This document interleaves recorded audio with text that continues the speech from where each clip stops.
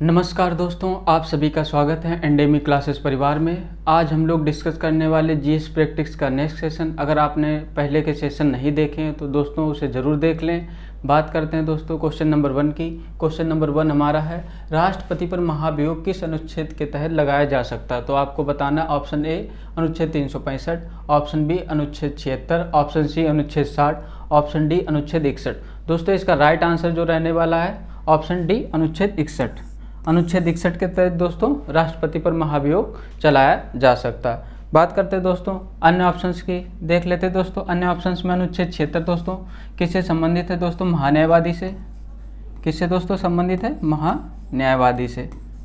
अनुच्छेद 76 महान्यायवादी से दोस्तों संबंधित है। बात कर लेते हैं दोस्तों अनुच्छेद 60 किससे संबंधित है दोस्तों? शपथ पत्र से, यानी कि राष्ट्रपति के शपथ से। किसके दोस्तों? राष्ट्रपति के शपथ से दोस्तों। राष्ट्रपति के शपथ से दोस्तों। राष्ट्रपति के शपथ से ध्यान रखना दोस्तों, राष्ट्रपति के शपथ से संबंधित है। शपथ दोस्तों राष्ट्रपति को कौन दिलाता है दोस्तों? सीजेआई, यानी कि मुख्य न्यायाधीश या उसके द्वारा नियुक्त कोई व्यक्ति।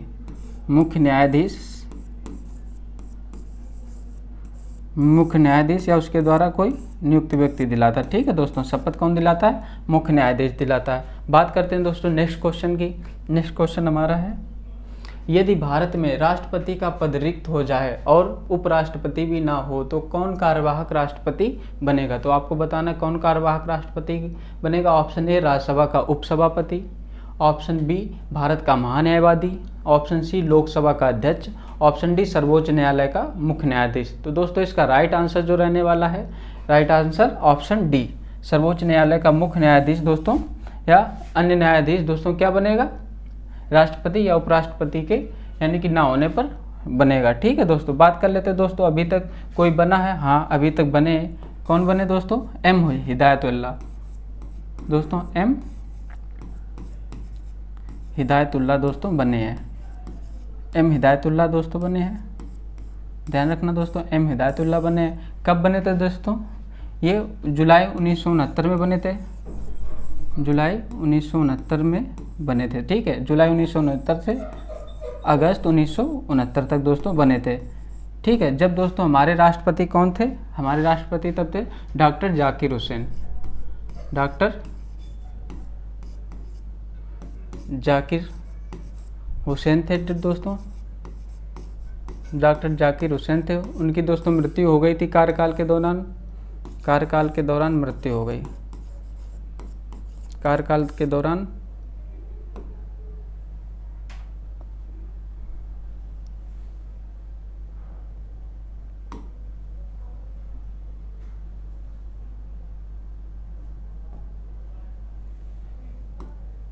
दोस्तों उनकी क्या हो गई? कार्यकाल के दौरान मृत्यु हो गई।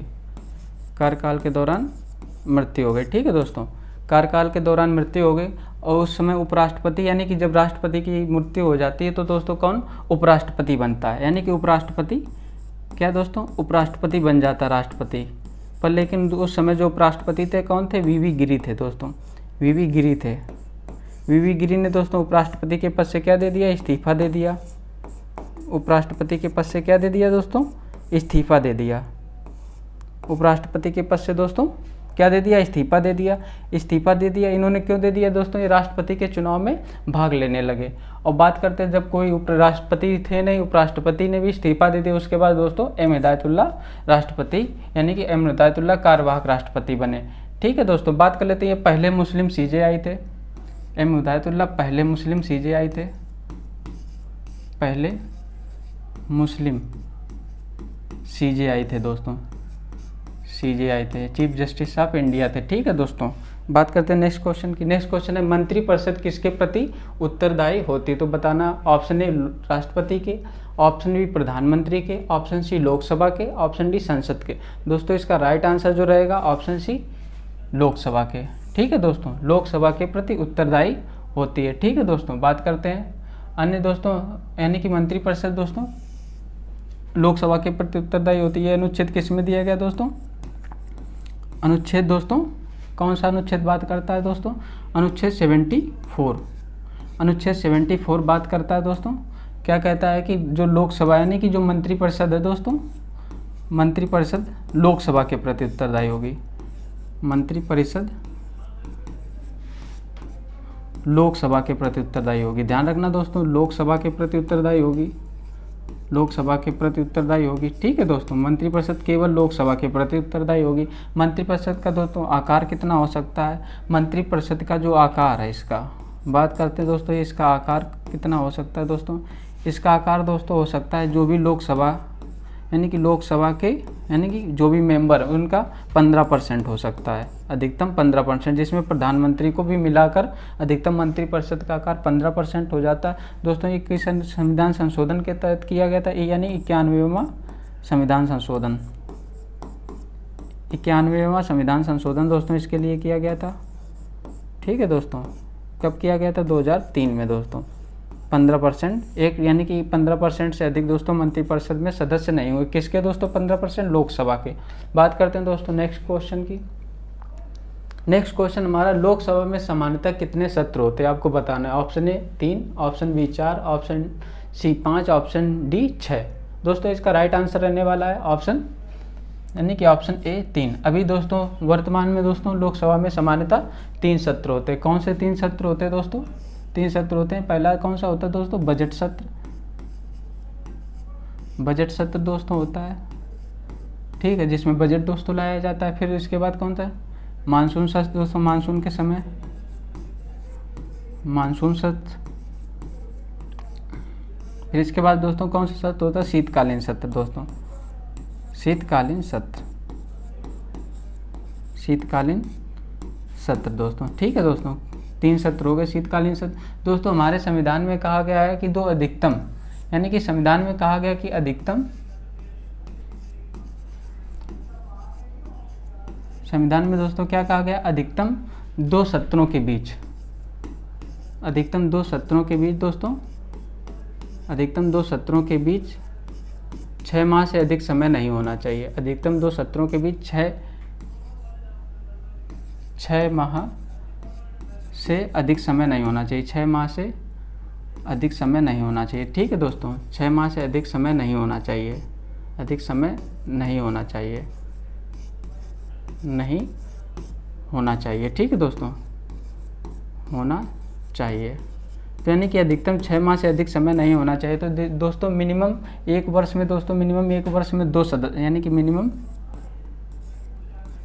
1 वर्ष में दोस्तों 2 सत्र तो हो ही सकते हैं। मिनिमम 1 वर्ष में 2 सत्र हो सकते हैं। ठीक है दोस्तों, मिनिमम 1 वर्ष में 2 सत्र हो सकते हैं। लेकिन अभी हमारे वर्तमान में 3 सत्र होते हैं, बजट सत्र, मानसून सत्र और शीत। बजट सत्र में दोस्तों बजट पेश किया जाता है। ठीक है दोस्तों, बात करते हैं नेक्स्ट क्वेश्चन की। नेक्स्ट क्वेश्चन है हमारा, प्रोटेम स्पीकर का कर्तव्य होता है आपको बताना। ऑप्शन ए स्पीकर की अनुपस्थिति में सदन का संचालन करना, ऑप्शन बी सदस्यों को शपथ दिलाना, ऑप्शन सी केवल सदस्यों के चयन प्रमाण पत्रों की जांच करना, ऑप्शन डी इनमें से कोई नहीं। तो दोस्तों इसका राइट आंसर जो रहने वाला है आपको बताना है। राइट आंसर दोस्तों इसका है ऑप्शन बी, यानी कि सदस्यों को शपथ दिलाना।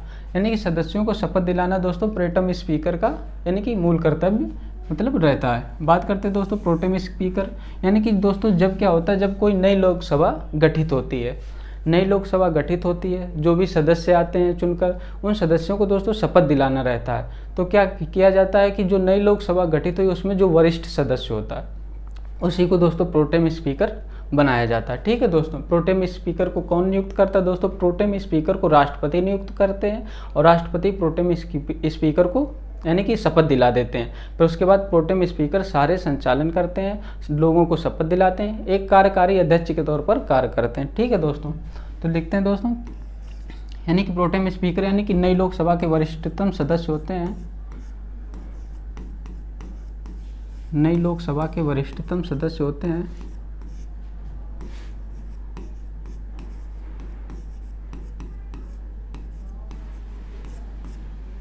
वरिष्ठतम सदस्य को बनाते हैं।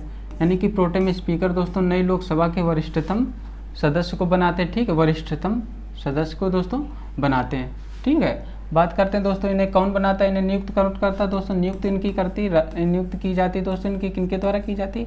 नियुक्त दोस्तों राष्ट्रपति जी करते हैं। कौन? भारत के राष्ट्रपति इनकी नियुक्त करते हैं। ठीक है दोस्तों, नियुक्त कौन करते हैं? भारत के राष्ट्रपति दोस्तों इनकी नियुक्त करते हैं। ठीक है दोस्तों। इन्हें शपथ भी कौन दिलाते हैं दोस्तों? प्रोटेम स्पीकर को जो शपथ दिलाते हैं दोस्तों, शपथ भी दोस्तों राष्ट्रपति दिलाते हैं, शपथ भी राष्ट्रपति दिलाते हैं दोस्तों, नियुक्त करते हैं और शपथ भी राष्ट्रपति दिलाते हैं। ठीक है दोस्तों। इनका मुख्य काम क्या रहता है? सदस्यों को शपथ दिलाना वगैरह। ठीक है दोस्तों। ये कहीं संविधान में नहीं दिया गया है पद, ये प्रोटेम स्पीकर का पद संविधान में नहीं दिया गया है। ये प्रोटेम स्पीकर का पद दोस्तों संविधान में नहीं दिया गया है, ध्यान रखना, संविधान में नहीं दिया गया है, संविधान में नहीं दिया गया है, नहीं दिया गया है, ध्यान रखना दोस्तों। ठीक है दोस्तों। बात करते हैं दोस्तों नेक्स्ट क्वेश्चन की। नेक्स्ट क्वेश्चन हमारा है, नेक्स्ट क्वेश्चन है भारत संसद में शामिल है, आपको बताना भारत संसद में कौन कौन शामिल है? राष्ट्रपति, ऑप्शन बी लोकसभा एवं राज्यसभा, ऑप्शन सी राज्यसभा, लोकसभा, राष्ट्रपति, ऑप्शन डी इनमें से कोई नहीं। तो इसका दोस्तों राइट आंसर रहने वाला ऑप्शन सी, यानी ऑप्शन सी, राज्यसभा, लोकसभा और राष्ट्रपति। दोस्तों जो भारत संसद है, भारत संसद का गठन दोस्तों, भारत संसद का गठन किस अनुच्छेद के तहत दोस्तों है? अनुच्छेद दोस्तों बात की गई अनुच्छेद 79 में, अनुच्छेद 79 में भारतीय संसद के गठन की बात की गई। दोस्तों भारतीय संसद में तीनों आ जाते हैं, राज्यसभा भी दोस्तों आ जाती है भारतीय संसद में, राज्यसभा भी आ जाती है, एक लोकसभा भी आ जाती है दोस्तों, लोकसभा भी आ जाती है, और दोस्तों राष्ट्रपति भी आ जाती है, यानी कि राष्ट्रपति भी आ जाते हैं। ठीक है दोस्तों। राष्ट्रपति पद भी दोस्तों आ जाता है। बात करते हैं दोस्तों, ये एक स्थायी सदन है, स्थायी सदन है, स्थायी सदन है। ठीक है दोस्तों। इनके सदस्यों का कार्यकाल दोस्तों 6 वर्ष का होता है। इनके राज्यसभा के सदस्यों का कार्यकाल दोस्तों 6 वर्ष होता है। ये एक स्थायी सदन है। लोकसभा दोस्तों अस्थायी सदन है, इसका चुनाव होता रहता है, यानी कि चुनाव के माध्यम से दोस्तों लोग चुनकर आते हैं। इसमें दोस्तों इनके कार्यकाल यानी कि सामान्यतः एक सदस्य का 5 वर्ष होता है, लेकिन ये एक अस्थायी सदन है। राष्ट्रपति दोस्तों इन दोनों से जब कोई कानून पास होकर आता है तो दोस्तों राष्ट्रपति के यानी कि पास होने के बाद ही वो दोस्तों कानून रूप लेता है। ठीक है दोस्तों। बात करते हैं दोस्तों नेक्स्ट क्वेश्चन की। नेक्स्ट क्वेश्चन, मतदान के समय उंगलियों पर उपयोग की जाने वाली स्याही होती है। तो आपको बताना जो मतदान के समय दोस्तों उंगलियों पर स्याही लगाई जाती है वो किस रंग यानी कि किससे बनी होती है, किसका उपयोग किया जाता है उसमें? सिल्वर आयोडाइड का दोस्तों, सिल्वर नाइट्रेट का, और ऑप्शन सी सिल्वर क्लोराइड का, ऑप्शन डी जिंक ऑक्साइड का। दोस्तों इसका राइट आंसर रहने वाला है option B silver nitrate. Silver nitrate दोस्तों यानी कि मतदान के समय उपयोग की जाने वाली उंगलियों पर दोस्तों स्याही में इसका सिल्वर नाइट्राइट का दोस्तों उपयोग किया जाता है। ध्यान रखना दोस्तों, अभी चुनाव हाल फिलहाल में हुए, पूछा जा सकता है। बात करते हैं नेक्स्ट क्वेश्चन की। हमारे शरीर में आनुवांशिकता की इकाई को कहते हैं, आपको बताना ऑप्शन ए गुणसूत्र, option B DNA, option C gene, option D केंद्रक। दोस्तों इसका राइट आंसर जो रहने वाला है, राइट आंसर कौन सा रहेगा दोस्तों? Option C gene. जीन दोस्तों हमारे यानी कि मानव शरीर में आनुवांशिकता की दोस्तों जो मुख्य इकाई जीन होती है। ठीक है दोस्तों, जीन होती है दोस्तों। मानव शरीर में दोस्तों कितने गुणसूत्र होते हैं? मानव शरीर में दोस्तों 23 जोड़ी गुणसूत्र होते हैं। मानव शरीर में दोस्तों 23 जोड़ी गुणसूत्र होते हैं, जिसमें दोस्तों 22 जोड़ी तो समान होते हैं दोस्तों, 23वां जोड़ी होता है। जो 23वां दोस्तों गुणसूत्र होता है वो क्या, कौन सा गुणसूत्र होता है? लिंग गुणसूत्र होता है दोस्तों, लिंग गुणसूत्र होता है। ठीक है, यानी कि सेक्स क्रोमोसोम होता है, लिंग गुणसूत्र होता है दोस्तों, ध्यान रखना। जिससे क्या होता है दोस्तों, यानी कि लिंग का निर्धारण होता है मनुष्य में। ठीक है दोस्तों, लिंग का निर्धारण होता है। ठीक है, बात कर लेते हैं दोस्तों डीएनए दोस्तों। डीएनए दोस्तों क्या होता है? डबल यानी कि साइक्लिक बॉन्ड, डबल साइक्लिक दोस्तों रहता है, डबल हेलिकल दोस्तों, ऐसे ऐसे ये डीएनए रहता है। ठीक है दोस्तों,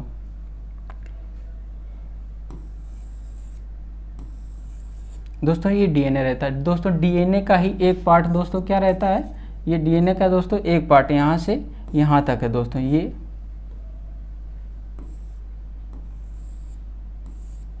दोस्तों डीएनए का ये एक पार्ट है दोस्तों, ये हो जाता है क्या दोस्तों? ये जीन हो जाता है। क्या हो जाता है दोस्तों? जीन।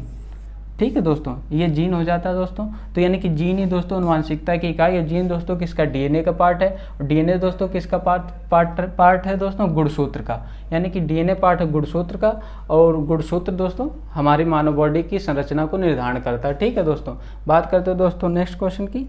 नेक्स्ट क्वेश्चन, हिंदी में लिखित कौन सा पौधा नाइट्रोजन, हिंदी में नहीं दोस्तों, यहाँ होगा निम्नलिखित। ठीक है दोस्तों, यहाँ होगा निम्नलिखित में कौन सा पौधा नाइट्रोजन स्थिरीकरण में सहायक नहीं है। तो आपको बताना है कौन सा पौधा दोस्तों नाइट्रोजन स्थिरीकरण में सहायक नहीं है। ऑप्शन ए चना, ऑप्शन बी मटर, ऑप्शन सी सेम, ऑप्शन डी धान। दोस्तों इसका राइट आंसर कौन रहने वाला है? ऑप्शन डी धान। दोस्तों जो धान का पौधा होता है दोस्तों वो नाइट्रोजन स्थिरीकरण नहीं करता। नाइट्रोजन स्थिरीकरण मतलब दोस्तों क्या होता है कि जो भी दोस्तों नाइट्रोजन यानी कि स्थिरीकरण करने में सहायक हो। दोस्तों जो भी यानी कि वातावरण नाइट्रोजन है उसे यानी कि भूमि को प्रदान करे जिससे भूमि एक उर्वर बने, तो नाइट्रोजन स्थिरीकरण कार्य। दोस्तों बात करते हैं जो भी फलीदार सब्जी होती हैं, जो भी फलीदार यानी कि सब्जियां होती हैं, फलीदार फसलें होती हैं, फसलें प्राय दोस्तों लगा देना, एक आध फसलें ऐसी भी होती है जो नाइट्रोजन स्थिरीकरण में भाग नहीं लेती। प्राय फलीदार फसलें नाइट्रोजन स्थिरीकरण में सहायक होती हैं, नाइट्रोजन स्थिरीकरण में सहायक होती हैं, यानी कि भूमि को नाइट्रोजन प्रदान करती है जिससे भूमि उर्वर हो जाती है। नाइट्रोजन स्थिरीकरण में सहायक होती हैं, स्थिरीकरण में सहायक होती हैं। ठीक है दोस्तों, नाइट्रोजन स्थिरीकरण में सहायक होते हैं। बात करते हैं दोस्तों नाइट्रोजन स्थिरीकरण यानी कि जो भी वातावरण में दोस्तों नाइट्रोजन अधिक मात्रा में यानी कि उपलब्ध है, सीधे पौधे उससे उस नाइट्रोजन को कंज्यूम नहीं करते, यानी उस नाइट्रोजन का उपयोग नहीं करते हैं। पौधे दोस्तों नाइट्रोजन का उपयोग करते हैं नाइट्रोजन स्थिरीकरण के बाद, तभी दोस्तों यानी कि पौधे नाइट्रोजन स्थिरीकरण करते हैं, अन्य पौधों के लिए दोस्तों नाइट्रोजन उपलब्ध करवा देते हैं। बात करते हैं दोस्तों चना दोस्तों नाइट्रोजन स्थिरीकरण करता, मटर भी करता, सेम भी करता, दोस्तों ये वाला नहीं करता, ध्यान रखना दोस्तों ये नहीं करता। और भी दोस्तों यानी कि जो भी मूंग दोस्तों, मूंग हो गई, उड़द हो गई, उड़द दोस्तों ये सारी फसलें दोस्तों नाइट्रोजन स्थिरीकरण में सहायक हैं। बात करते हैं दोस्तों नेक्स्ट क्वेश्चन की। नेक्स्ट क्वेश्चन है हमारे शरीर का अधिकतम भार बना है, आपको बताना अस्थियों से, ऑप्शन ए, ऑप्शन बी शारीरिक अंगों का, ऑप्शन सी त्वचा मांसपेशी व अंगों का, ऑप्शन डी जल का। तो दोस्तों इसका राइट आंसर जो रहने वाला है ऑप्शन सी जल का, यानी कि मानव शरीर में दोस्तों अधिकतम मात्रा में जो उपस्थित है दोस्तों किसी न किसी रूप में दोस्तों जल उपस्थित है, चाहे वो ब्लड के रूप में हो यानी कि किसी में, यानी कि सभी अंगों में दोस्तों अगर पूरा भार निकाला जाए तो जल दोस्तों सबसे अधिक है। दोस्तों ये सामान्यतः दोस्तों 60 से 65% मानव शरीर में यानी कि उपस्थित रहता है। ठीक है दोस्तों, यानी कि दोस्तों स्वास्थ्य पर निर्भर करता है 60 से 65% यानी कि मानव शरीर में जल की उपस्थिति दोस्तों रहती है। बात करते हैं दोस्तों नेक्स्ट क्वेश्चन की। नेक्स्ट क्वेश्चन है बाल जिस प्रोटीन का बना होता है उस प्रोटीन को दोस्तों क्या कहते हैं, आपको बताना है। Option A globulin, option B mucin, option C keratin, option D casein.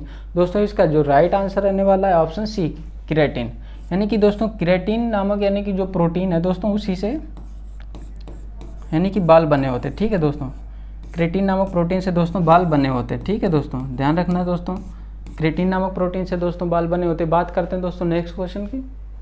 Next question हमारा है यकृत एवं मांसपेशियों में ऊर्जा यानी कि जमा या ऊर्जा का दोस्तों संरक्षण होता है, ऊर्जा जमा होती है यानी कि संग्रहित होती है दोस्तों किसमें, यानी कि जमा या संग्रहित होती है।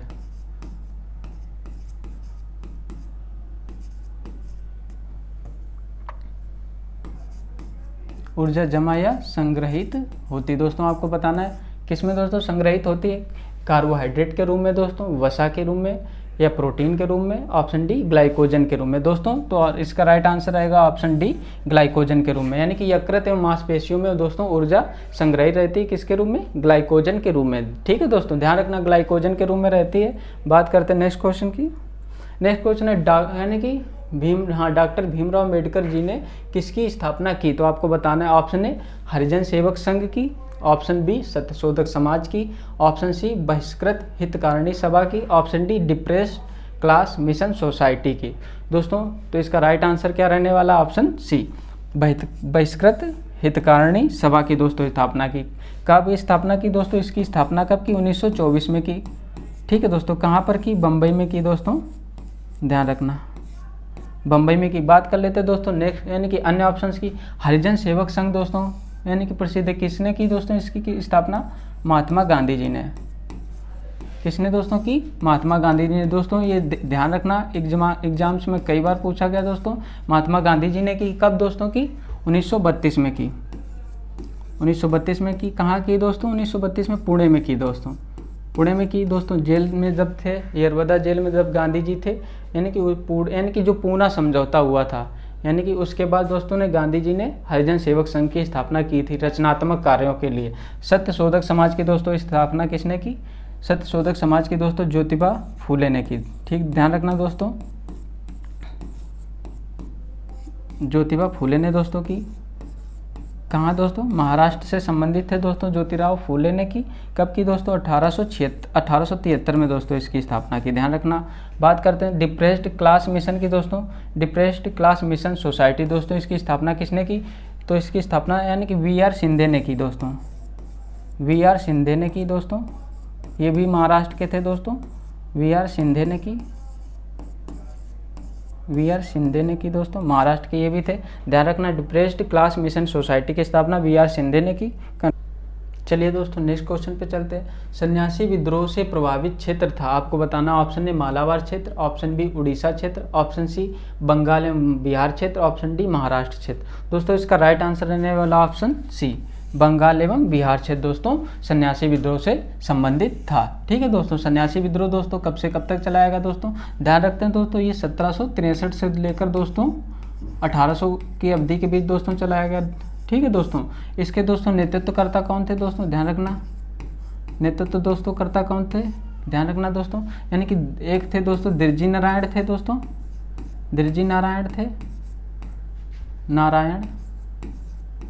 एक दोस्तों दिरजी नारायण, एक के.एन. सरकार थे दोस्तों। ठीक है, के.एन. सरकार थे, के.एन. सरकार।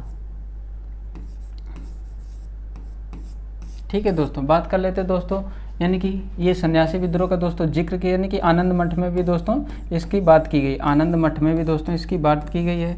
आनंद मठ दोस्तों किसकी रचना है? आनंद मठ दोस्तों किसकी रचना है? आनंद मठ बंकिम चंद्र चटर्जी की दोस्तों, ध्यान रखना, बंकिम चंद्र चटर्जी की दोस्तों रचना है। बंकिम चंद्र चटर्जी की रचना है, चटर्जी की रचना है, बंकिम चंद्र दोस्तों चटर्जी जी की रचना है। आनंद मठ का दोस्तों, आनंद मठ में दोस्तों सन्यासी विद्रोह का जिक्र किया गया। क्यों दोस्तों चलाया गया दोस्तों? क्यों चलाया गया? क्यों चलाया गया दोस्तों? बात करते हैं, ये इसलिए चलाया गया क्यों दोस्तों किस पे ये क्यों चलाया गया? तो दोस्तों बात करते हैं, ये चलाया गया दोस्तों तीर्थ यात्रा पर कर लगाने के लिए। यानी कि दोस्तों तीर्थ यात्रा पर सरकार ने कर लगा दिया था। तीर्थ यात्रा पर कर, यानी कि जो भी तीर्थ जाएगा उस पर दोस्तों कर का भुगतान करना पड़ेगा, तभी दोस्तों ये चलाया गया। ठीक है दोस्तों, बात करते हैं नेक्स्ट क्वेश्चन की। नेक्स्ट क्वेश्चन हमारा, मुस्लिम लीग की स्थापना कब हुई? आपको बताना। ऑप्शन ए 30 दिसंबर 1906, ऑप्शन बी 13 अप्रैल 1919, ऑप्शन सी 28 दिसंबर 1885, ऑप्शन डी इनमें से कोई नहीं। दोस्तों इसका राइट आंसर रहने वाला ऑप्शन ए, 30 दिसंबर 1906 को दोस्तों मुस्लिम लीग की स्थापना हुई। दोस्तों कहाँ पे स्थापना हुई?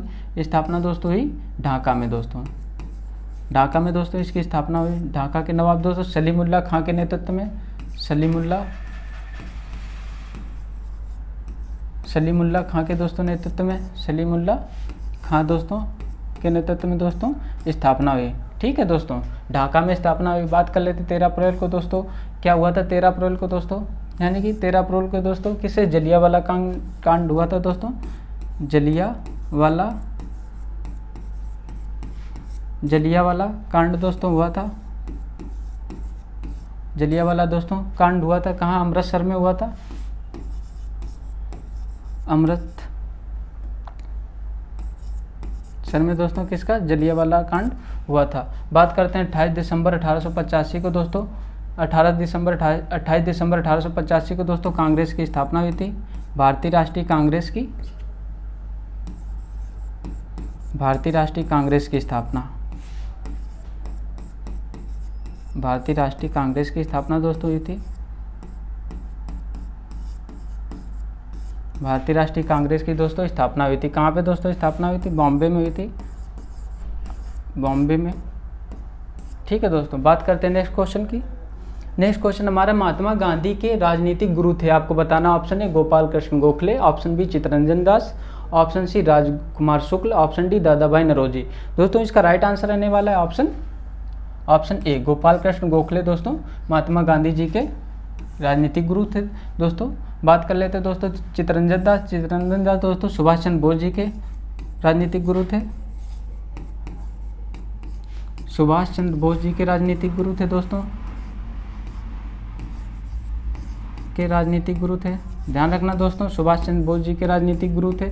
सुभाष चंद्र बोस जी दोस्तों ये महात्मा गांधी के पास आए थे, तो उन्होंने दोस्तों सुभाष चंद्र बोस जी को यानी कि राजनीतिक गुरु किन्हें बनाया, चित्तरंजन दास दोस्तों सुभाष चंद्र बोस जी के राजनीतिक गुरु बने। बात कर लेते हैं दोस्तों राजकुमार शुक्ल। राजकुमार शुक्ल दोस्तों लखनऊ अधिवेशन में गांधी जी से मिले,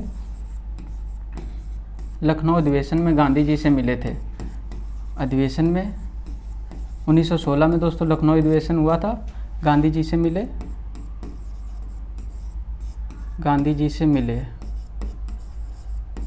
कब हुआ था दोस्तों, ये 1916 में हुआ था। फिर इसके बाद दोस्तों यानी कि उन्होंने आमंत्रण दिया, चंपारण आने का आमंत्रण, यानी कि चंपारण आने का आमंत्रण दिया था, चंपारण आने का आमंत्रण दिया था, आने के लिए कहा, आने के लिए कहा था। ठीक है दोस्तों, चंपारण आने के लिए कहा था।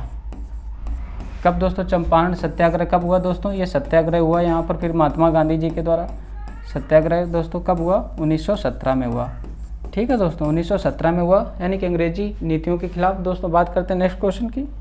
नेक्स्ट क्वेश्चन है वराहमिहिर की रचना है, आपको बताना वराहमिहिर की रचना है। तो दोस्तों इसकी रचना मतलब वराहमिहिर जी की रचना कौन सी है, Panch Siddhantika option A, option B Brihad Samhita, option C सूर्य सिद्धांत, ऑप्शन डी ए और बी दोनों। तो दोस्तों इसका राइट आंसर ए बी दोनों, यानी कि पंच सिद्धांतिका और बृहद संहिता दोस्तों वराहमिहिर की रचना है। बात कर लेते हैं दोस्तों सूर्य सिद्धांत किन की रचना है, आर्यभट्ट जी की। सूर्य सिद्धांत दोस्तों आर्यभट्ट की रचना है, आर्यभट्ट की रचना। और बात कर लेते हैं दोस्तों इन आर्यभट्ट जी की एक और रचना है आर्यभट्टियम है दोस्तों, ध्यान रखना, आर्यभट्टियम दोस्तों भी रचना सूर्य यानी कि आर्यभट्टियम भी दोस्तों रचना किन की, आर्यभट्ट जी की। बात करते हैं दोस्तों नेक्स्ट क्वेश्चन की। हमारा नेक्स्ट क्वेश्चन है त्रिपक्षीय संघर्ष में कौन सा वंश शामिल नहीं था, बताना। ऑप्शन ए प्रतिहार वंश, ऑप्शन बी पाल वंश, ऑप्शन सी राष्ट्रकूट वंश, ऑप्शन डी सातवाहन वंश। दोस्तों इसका राइट आंसर रहने वाला ऑप्शन डी सातवाहन वंश। दोस्तों सातवाहन वंश यानी कि त्रिपक्षीय संघर्ष में नहीं शामिल था। त्रिपक्षीय संघर्ष किसके लिए था, तो दोस्तों त्रिपक्षीय संघर्ष यानी कि उत्तर भारत का जो यानी कि मुख्य केंद्र था उस समय उत्तर भारत मुख्य केंद्र कौन था दोस्तों, था मुख्य केंद्र दोस्तों कन्नौज था। मुख्य केंद्र उस समय दोस्तों कौन था, कन्नौज था।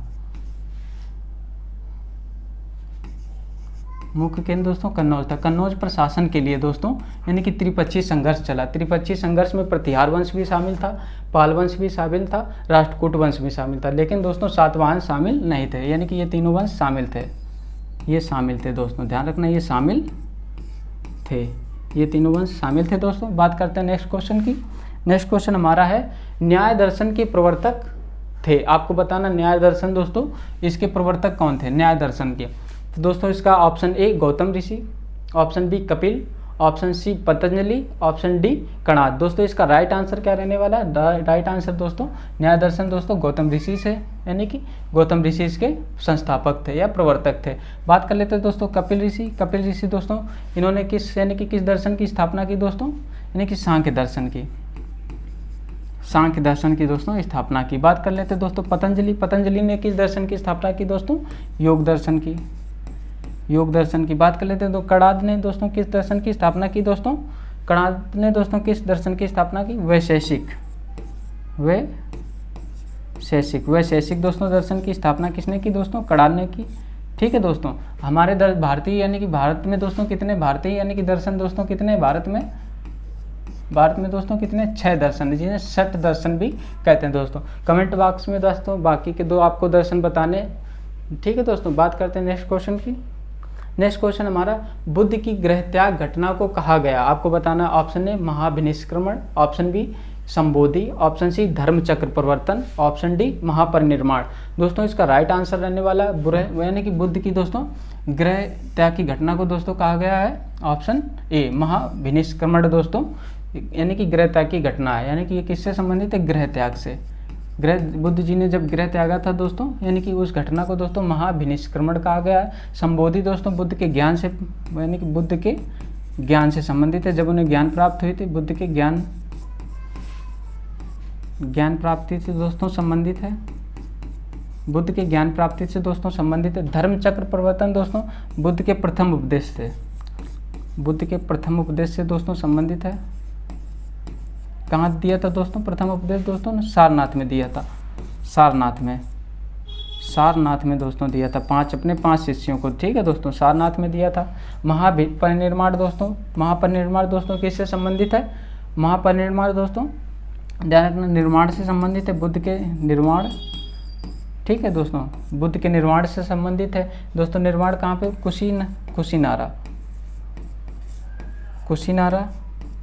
कुशीनारा में दोस्तों वहाँ पर निर्माण हुआ। बुद्ध को ज्ञान प्राप्ति दोस्तों कहाँ हुई, बोधगया में हुई, बोधगया में, ठीक है दोस्तों। ध्यान रखना ये सारे यानी कि स्थान कई बार एग्जाम से पूछ लिए जाते हैं। नेक्स्ट क्वेश्चन पे चलते हैं दोस्तों। आज के लिए दोस्तों इतना ही। अगर आपको वीडियो को अच्छा लगा हो तो सब्सक्राइब करें, वीडियो को सब्सक्राइब करें, चैनल को लाइक करें, शेयर करें, ठीक है दोस्तों। जय हिंद।